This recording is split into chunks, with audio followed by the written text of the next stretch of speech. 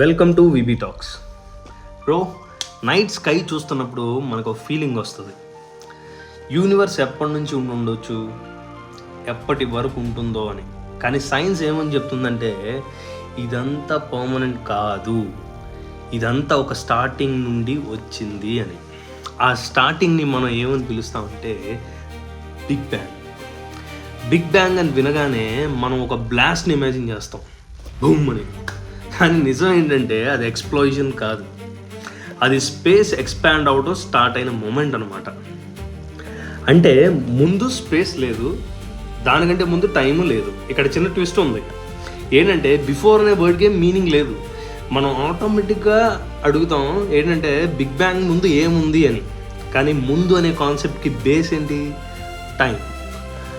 ఆ టైమే big bang తర్వాత స్టార్ట్ అయితే.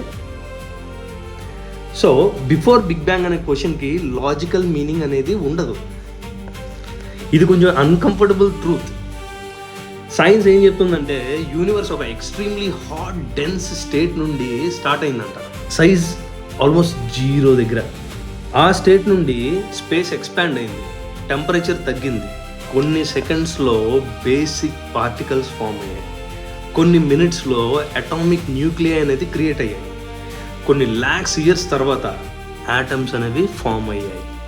అప్పుడే ఫస్ట్ టైం లైట్ అనేది ఫ్రీగా ట్రావెల్ అయిందంట. ఆ లైట్ని మనం ఇప్పుడు కూడా డిటెక్ట్ చేస్తున్నాం.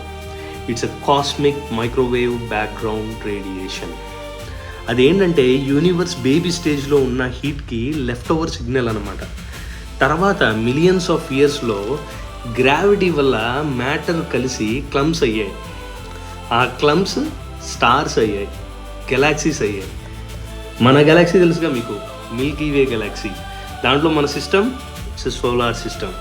ఇంపార్టెంట్ పాయింట్ ఏంటంటే ఇదంతా డిజైన్ కాదు, ఇదంతా కాన్షియస్ డెసిషన్ కాదు, ఫిజిక్స్ లాస్ ఫాలో అవ్వడం మాత్రమే. ఇప్పుడు కూడా యూనివర్స్ కామ్గా ఉండదు, అది స్టిల్ ఎక్స్పాండ్ అవుతుంది. ఎవిడెన్స్ ఏంటి అంటే రెడ్ షిఫ్ట్.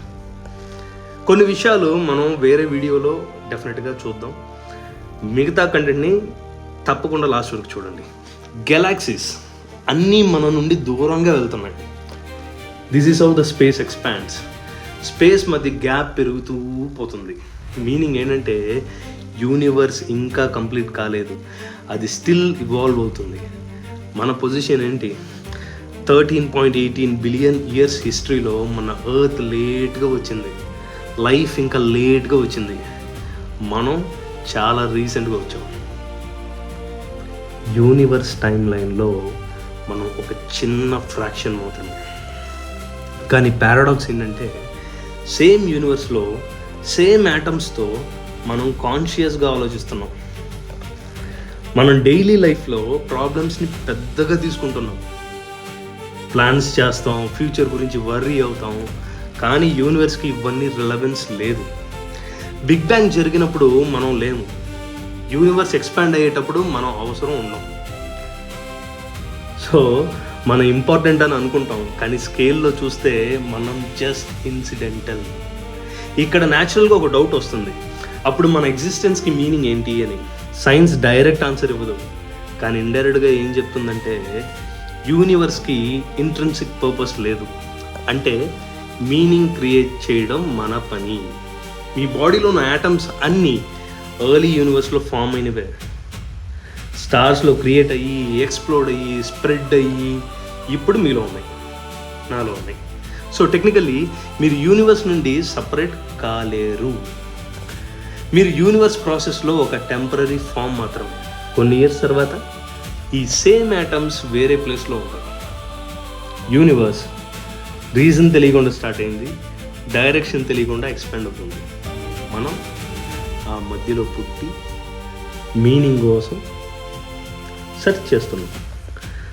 డిఫరెన్స్ ఏంటంటే యూనివర్స్కి ఆన్సర్ కావాల్సిన అవసరం అస్సలు లేదు, కానీ మనకి ఉంది. అదే మన curiosity, burden, and that is our beauty. ఈ కంటెంట్ కనుక మీకు నచ్చినట్టయితే బీబీ టాక్స్ని సబ్స్క్రైబ్ చేసుకుని అలా ఫాలో అయిపోండి. కొత్త కొత్త విషయాలు, లేదంటే పాత విషయాలు, తెలియని విషయాలు అన్నీ కలిసి క్విక్గా ఇలా ఇక్కడ తెలుసుకుందాం. Signing off.